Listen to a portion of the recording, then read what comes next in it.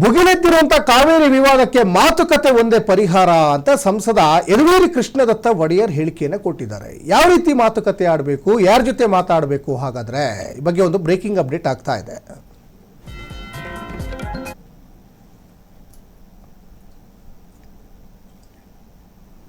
ಇನ್ನು ಕಾನೂನು ಚೌಕಟ್ಟಿನಲ್ಲಿ ಕಾವೇರಿ ಸಮಸ್ಯೆ ಈಗ ಬಗೆಹರಿಸಬೇಕು ಅನ್ನುವಂಥದ್ದು ಈಗ ಸಂಸದ ಯದುವೀರ್ ಕೃಷ್ಣದತ್ತ ಒಡೆಯರ್ ಹೇಳಿಕೆಯನ್ನು ಕೊಟ್ಟಿದ್ದಾರೆ. ಕಾವೇರಿ ವಿವಾದಕ್ಕೆ ಮಾತುಕತೆ ಒಂದೇ ಪರಿಹಾರ. ಹೌದು, ಮಾತುಕತೆ ಆಡಲೇಬೇಕಾಗ್ತದೆ. ಕಾನೂನಿನ ಚೌಕಟ್ಟಿನಲ್ಲಿ ಕಾವೇರಿ ಸಮಸ್ಯೆ ಬಗೆಹರಿಸಲೇಬೇಕಾಗ್ತದೆ. ಯಾಕಂದರೆ ಎರಡೂ ರಾಜ್ಯದ ಮುಖ್ಯಮಂತ್ರಿಗಳ ಜೊತೆ ಒಂದು ಒಳ್ಳೆಯ ವಿಶ್ವಾಸಾರ್ಹ ಮಾತುಕತೆ ನಡೀಬೇಕಾಗ್ತದೆ. ತಮಿಳುನಾಡು ಸಿಎಂ ವಿಜಯ್ ಕರ್ನಾಟಕಕ್ಕೆ ಬರಲಿ ಅನ್ನುವಂತಹ ಆಗ್ರಹ ಪಡ್ತಾ ಇದ್ದಾರೆ. ಎರಡೂ ರಾಜ್ಯಗಳ ಅಭಿವೃದ್ಧಿ ನಮ್ಮ ಗುರಿ, ನೀರಿಗಾಗಿ ಸ್ಪರ್ಧೆ ಅಲ್ಲ. ಕರ್ನಾಟಕ ಮತ್ತು ತಮಿಳುನಾಡು ಒಟ್ಟಾಗಿ ಕೆಲಸ ಮಾಡಲಿ, ಈ ವಿಚಾರದಲ್ಲಿ ಆಗಿರುವ ಗೊಂದಲನ ಬಗೆಹರಿಸ್ಕೊಳ್ಳಿ, ಮಾತುಕತೆ ಸಮಸ್ಯೆಗೆ ಒಂದು ಇಷ್ಟು ಪರಿಹಾರ ಕೊಡ್ತದೆ ಅನ್ನುವಂಥದ್ದು ಯದುವೀರ್ ಕೃಷ್ಣದತ್ತ ಒಡೆಯರ್ ಅವರ ಒಂದು ಅಭಿಪ್ರಾಯ ಆಗಿದೆ. ಕಾವೇರಿ ವಿವಾದಕ್ಕೆ ಮಾತುಕತೆ ಒಂದೇ ಪರಿಹಾರ. ಆ ನಿಟ್ಟಿನಲ್ಲೇ ಅವ್ರನ್ನ ರಾಜ್ಯಕ್ಕೆ ಕರೆಸಬೇಕು ಅಂತ ಸಿಎಂ ಕೂಡ ಸಾಕಷ್ಟು ಪ್ಲಾನನ್ನು ಮಾಡಿಕೊಂಡಿದ್ರು. ಆದರೆ ಈಗ ಕಾವೇರಿ ಕಿಚ್ಚು ಕಾವೇರಿದೆ. ರಾಜ್ಯದ ಮೂಲ ಮೂಲೆಯಲ್ಲೂ ಕೂಡ ಆಕ್ರೋಶದ ಹೋರಾಟಗಳು ನಡೀತಾ ಇದ್ದಾವೆ. ಈ ಸಂದರ್ಭದಲ್ಲಿ ಜೋಸೆಫ್ ವಿಜಯ್ ಅವ್ರನ್ನ ಕರೆಸೋದು ಸರಿಯಲ್ಲ ಅನ್ನುವಂಥದ್ದು ಡಿ ಕೆ ಶಿವಕುಮಾರ್ ಅವರ ಅಭಿಪ್ರಾಯ ಆಗಿದೆ.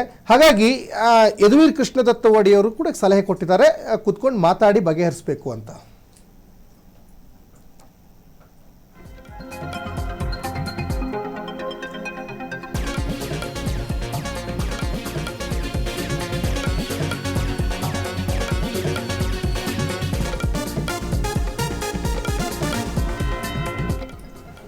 ಇನ್ನು ಕಾನೂನು ಚೌಕಟ್ಟಿನಲ್ಲಿ ಕಾವೇರಿ ಸಮಸ್ಯೆ ಬಗೆಹರಿಬೇಕು ಅಂತ ಮೈಸೂರು ಕೊಡಗು ಸಂಸದ ಯದುವೀರ್ ಕೃಷ್ಣದತ್ತ ಒಡೆಯರ್ ಸಲಹೆ ಕೊಟ್ಟಿದ್ದಾರೆ.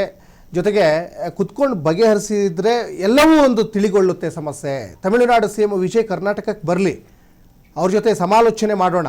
ಎರಡೂ ರಾಜ್ಯಗಳ ಅಭಿವೃದ್ಧಿ ನಮ್ಮ ಗುರಿ, ನೀರಿಗಾಗಿ ಸ್ಪರ್ಧೆ ಅಲ್ಲ ನಮ್ಮದು. ಉದ್ದೇಶ ಇರುವಂಥದ್ದು ಸಮಸ್ಯೆ ಬಗೆಹರಿಬೇಕು, ನಾವು ಸ್ಪರ್ಧೆಗಿಳಿದಿಲ್ಲ ಯಾರ ಜೊತೆನೋ ಅನ್ನುವಂತಹ ಸಲಹೆಯನ್ನು ಯದುವೀರ್ ಕೃಷ್ಣದತ್ತ ಒಡೆಯರ್ ಅವರು ಕೊಟ್ಟಿದ್ದಾರೆ.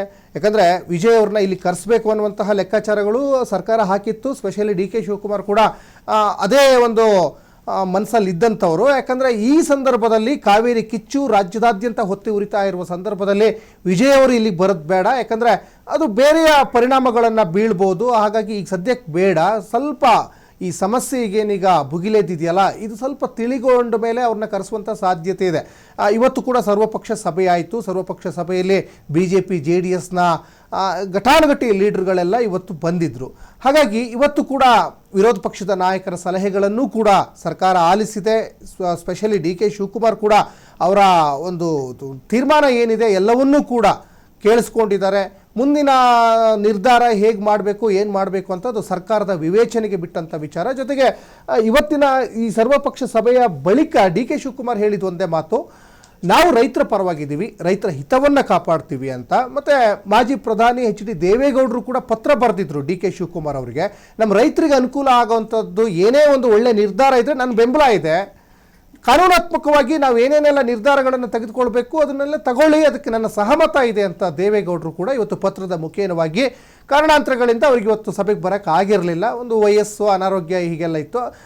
ಒಂದು ಕಡೆ ಇವಾಗ ರಾಜ್ಯದ ನಾನಾ ಲೀಡರ್ಗಳು, ದೊಡ್ಡ ದೊಡ್ಡ ಘಟಾನುಘಟಿ ಲೀಡರ್ಗಳೆಲ್ಲರೂ ಕೂಡ ಇದನ್ನು ಒಂದು ಕುತ್ಕೊಂಡು ಚರ್ಚೆ ಮಾಡಿ ಬಗೆಹರಿಸಬೇಕು ಅಂತ ಒಂದು ಹೇಳ್ತಾ ಇದ್ದಾರೆ. ಕಾನೂನಾತ್ಮಕವಾಗಿ ನಾವು ಯಾವ ರೀತಿಯಾಗಿ ಎದುರಿಸಬೇಕು ಅದಕ್ಕೂ ಕೂಡ ಒಂದಿಷ್ಟು ಸಲಹೆಗಳನ್ನು ಕೂಡ ಇವತ್ತಿನ ಸರ್ವಪಕ್ಷ ಸಭೆಯಲ್ಲಿ ಲೀಡರ್ಗಳು ಕೊಟ್ಟಿದ್ದಾರೆ ಡಿ ಕೆ ಶಿವಕುಮಾರ್ಗೆ ಮತ್ತು ಸಂಬಂಧಪಟ್ಟಂತಹ ಅಧಿಕಾರಿಗಳಿಗೆ ಅನ್ನುವಂಥದ್ದು ಕೂಡ ಗೊತ್ತಾಗ್ತಾ ಇದೆ.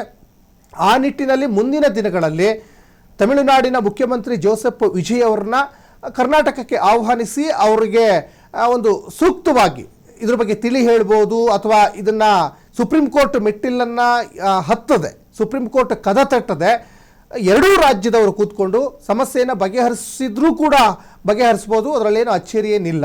ಆಲ್ರೆಡಿ ಪ್ರಧಾನಿ ನರೇಂದ್ರ ಮೋದಿ ಅವರಿಗೆ ಸಾಕಷ್ಟು ಪತ್ರಗಳನ್ನು ಬರೆದಿದ್ದಾರೆ ವಿಜಯ್ ಅವರು. ನೋಡಿ, ನಮಗೆ ತಮಿಳುನಾಡಿಗೆ ನೀರು ಬಿಡ್ತಾ ಇಲ್ಲ, ಸುಪ್ರೀಂ ಕೋರ್ಟ್ ಆದೇಶ ಇದೆ, CWMA ಆದೇಶ ಇದೆ, ನಮಗೆ ನೀರು ಬಿಟ್ಟಿಲ್ಲ ಅಂತ ಅವರು ಕೂಡ ಈಗ ಪತ್ರವನ್ನು ಬರೆದಿದ್ದಾರೆ. ಅವರು ಸಾಕಷ್ಟು ಹೋರಾಟಗಳನ್ನು ಅಲ್ಲಿ ಮಾಡ್ತಾ ಇದ್ದಾರೆ.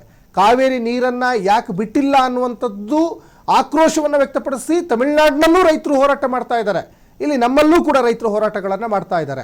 ಹಾಗಾದರೆ ಕೇವಲ ಹೋರಾಟ ಅಥವಾ ಕರ್ನಾಟಕ ಬಂದ್ ಮಾಡೋದ್ರಿಂದ ಸಮಸ್ಯೆ ಬಗೆಹರಿಯಲ್ಲ, ಅದಕ್ಕೆ ಒಂದು ಸಮಸ್ಯೆಗೆ ಪರಿಹಾರವನ್ನು ಹುಡುಕಬೇಕು ಅನ್ನುವಂಥದ್ದು ಸಾಕಷ್ಟು ಲೀಡರ್ಗಳ ಅಭಿಪ್ರಾಯ ಆಗಿದೆ.